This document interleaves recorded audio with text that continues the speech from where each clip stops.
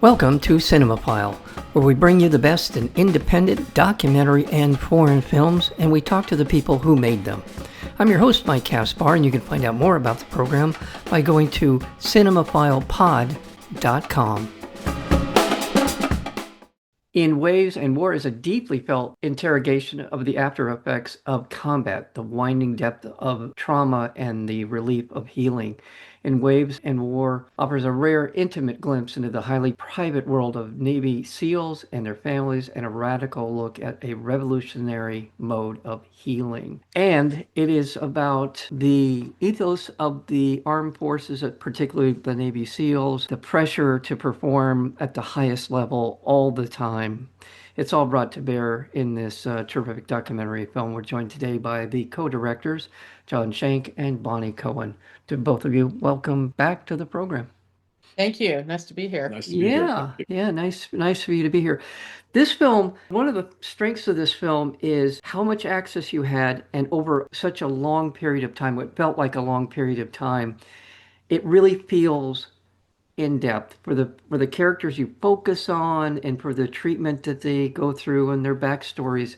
I just felt like I really got to know these men and women and really settled into their story. Bonni, I'll start with you. What was the approach? How did this come about? This is a community of people who, as I think you've already pointed out, are fairly impenetrable. They're taught to keep quiet, to not reveal secrets. You know, their missions, their mission in life is to do what they do under cover of darkness or whatever. There's no talking about it. And so, as you can imagine, trying to penetrate this community and discuss with them their most vulnerable moments, their lives with their families, coming back from war with brain injury, the kinds of symptoms that created, suicidality. I mean, it was just the compendium of things were, probably the most vulnerable you could possibly ask a community to dive into.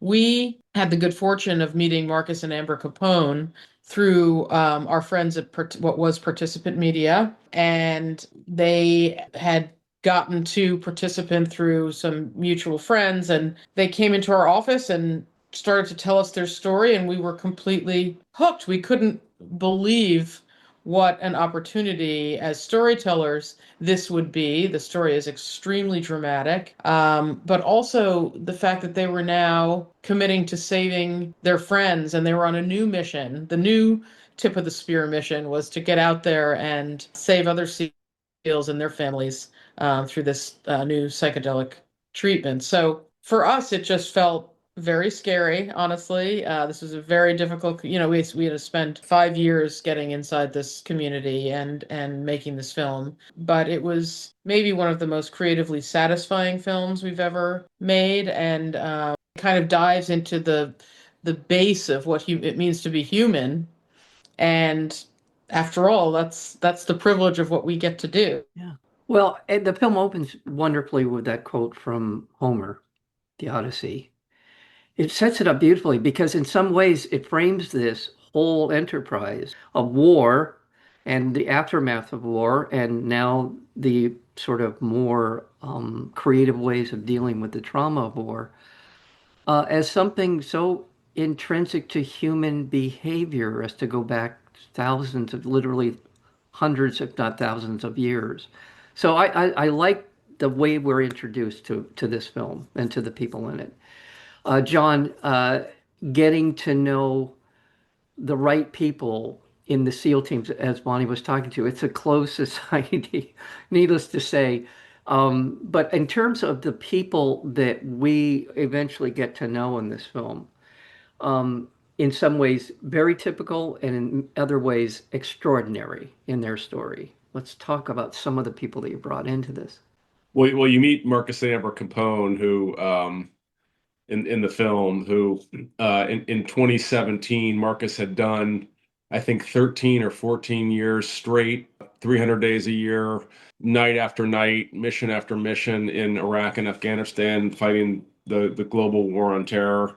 The SEAL teams were used in ways that the American military had never used special forces before. You know, they really kind of were at not just the tip of the spear, but really They were one of the tools that was most commonly used, starting in 2001 after 9/11. Marcus was really in a vulnerable place. He had tried everything to try to solve his depression and PTS symptoms of PTSD and TBI. When Amber said to him, "Look, you're going to go down and do this psychedelic thing. I know it sounds crazy, but if you don't do it, I'm taking the kids and I'm out of here."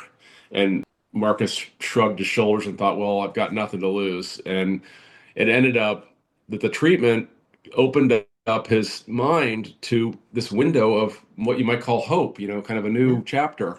And it shocked him more than anybody. And then they kind of start, like Bonnie was saying, they start this mission. We got to pull our other guys from the trenches and get them down here and that kind of thing. And then you meet DJ Shipley, who goes down, who's an amazing person and got this harrowing backstory. And then Marcus and DJ together pull Matty Roberts out of the depression trench and get him to go down. And you see on camera for the first time where Matty does the treatment in real time. Man, I mean, we weren't going to the Navy SEALs and asking them for access to their military training. That would have been hard enough. We were going to the Navy SEALs and getting access to their inner workings of the very psyche that drives them in life, which they themselves barely are coming to understand in the film. It's very intimate, it's very vulnerable, and ultimately, I think, kind of broadly human in scope and kind of escapes the confines of a war movie or even a psychedelic movie. I think it becomes kind of a human story. Yeah, and to your point, they are trained to do maximum damage. Their whole idea is to maximize casualty count, whatever it is that they need to do to accomplish their mission. And they're relentless in their pursuit of those goals. They are judged by that. And it's easy to understand why the US military would lean into something like that. Fewer men involved causing maximum damage to the so-called enemy is, but they're human beings at the end of the day. They have these they carry with them and that trauma. I mean, it's just we I keep coming back to that word in so many different ways. How do you deal with the truly the depths of trauma, Bonnie, when you are and you're unable to understand how it's manifesting itself in your life, except that it's a mess, right? And that's what. Yeah, I mean, you're talking about battlefield trauma, which some of them have, some of them don't. I mean, DJ would say that's not where his trauma is from. Mm, But we found out something really interesting as we started to spend more time with these guys and then see them go through the treatment. They were unlocking trauma in their lives from other points of mm, entry, not necessarily the battlefield.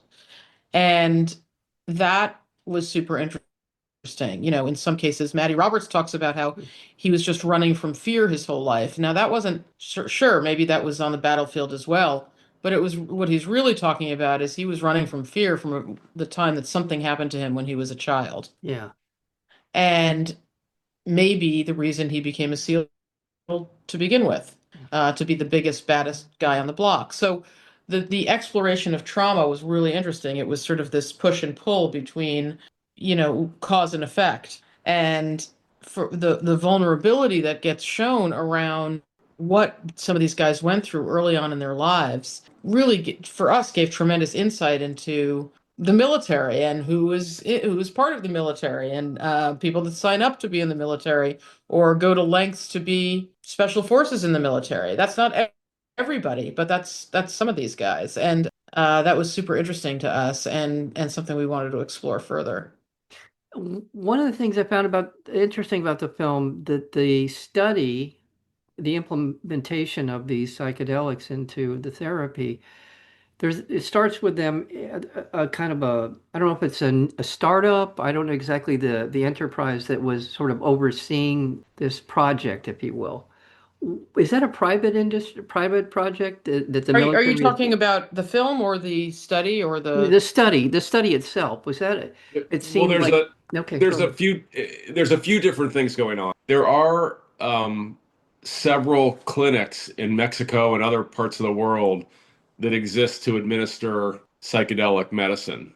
Those are by and large private enterprises that are, kind of entrepreneurial, but also kind of do-goody in nature that are out there. And the one that we visit in the film is called Ambio. It's based south in Rosarito, Mexico, south of Tijuana. There's another enterprise going on in the film that we followed, which is a study of a cohort of Navy SEALs and other special forces that go to Ambio, that's sponsored by Stanford University, headed up by a scientist named Nolan Williams. And their intent was to do an observational study of guys before and after the treatment. And we were lucky enough to meet these guys, the scientists, prior to the beginning of the study, and we're able to kind of get in on the ground floor and film those guys before they went down, and then obviously afterwards as well. It certainly looks promising, the results. I mean, from the Yeah, I film. mean the Stanford study is written up in Nature magazine. It's a legit serious study. It needs more. They need to do more testing, but the initial results are very promising. Without pulling the curtain back too far, how long ago were you in the process of filming what we see in the film? Is it a couple years, 2, 3 years? The Stanford study or the whole film? Well, when you were going through the process of taking the Ibogaine and such, has that been a few years ago? Yeah, Yeah. we film generally late 21 through early 23 for about a year and a half. The reason I'm asking is I would imagine that the data continues to accumulate and Yeah. there, Oh, yeah. yeah. So because while this is about the trauma that they experienced either throughout their life or in the military, um, is germane to us, to people who are listening to our conversation. While I'm old enough to remember the amateur experimentation with this as a, with these things back in the Yeah. day. Yeah. But it's been something that's been percolating for a while, which is essentially legitimizing the science of what was anecdotal previously for a lot of people. Is that a Yeah. good way to put it? Definitely. I mean, you could even zoom out another degree. Psychedelics is a big term. There's hundreds and hundreds, if not thousands, of these molecules around the world, many of them occurring naturally. Some of them have been used by native people in Gabon, Africa, for example, where ibogaine comes from, for hundreds and hundreds of years. And so there's wisdom about these medicines that exist way back into history. And of course, in Western medicine, they became quite taboo in the middle of last century when they became associated with the counterculture movement.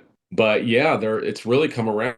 And that now, for the last, I'd say 20 plus years, they've been taken seriously again. There is legitimate science going on. There needs to be more. The Yeah. film proudly was shown to the Texas legislature, which has since passed a bill to fund ibogaine research to the tune of $100 million in the next few years. So this is not a red or a blue issue. It's a human issue in the United States that people realize we need more tools to deal with some of the psychological maladies that we're faced with.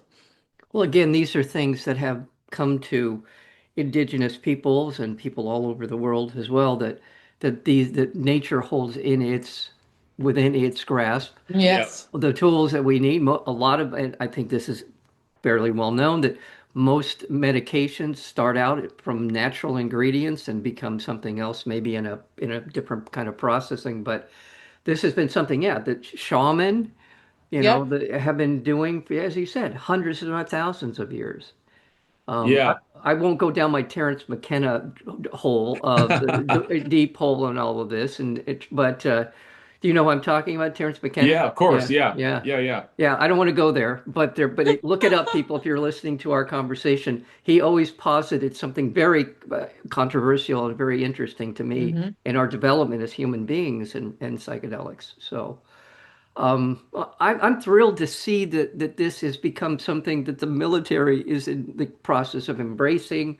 And in addition to that, to watch these people in real time kind of understand just how powerful it is and how helpful it could be in their lives is Yeah. amazing. It's Yeah. amazing. Thank Yeah. you. Yeah. We're excited to get the story out there. It's a war film. It's a psychedelic film, but it's not a war film. It's not a psychedelic film. It's a human. It's a human film, and we've been watching it now with audiences ranging from the Telluride Film Festival to the Texas legislature to film festivals literally all around the world.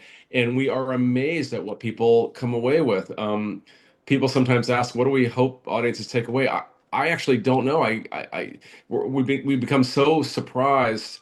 Our only reaction is to just let it get out there and do some kind of important work that it really feels like it's there to do.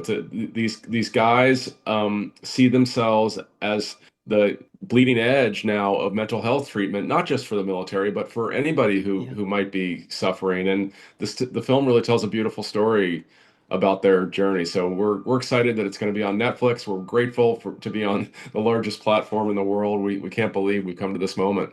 That's great. By the way, Veterans Exploring Treatment Solutions, or VETS, is an organization that Marcus and Amber Capone started. Yes. Great to see them involved. And the other people you mentioned, Matthew Roberts and DJ Shipley, as well as being part of this, understanding and promoting this as a viable alternative, if nothing else. And in terms of the people in the film, their reaction to watching In Waves and War. Yeah, we just screened the film in London for the first time, and there was a guy in the audience who was the first Royal Navy participant in the Ibogaine treatment. And he was there in the audience, and it was very moving for him and for his colleagues to see the film. And they had so many questions, and because it's not as readily available over there, et cetera. And they wanted to know how to make it more available to their people. And we're doing a lot of work with vets organizations here in the US.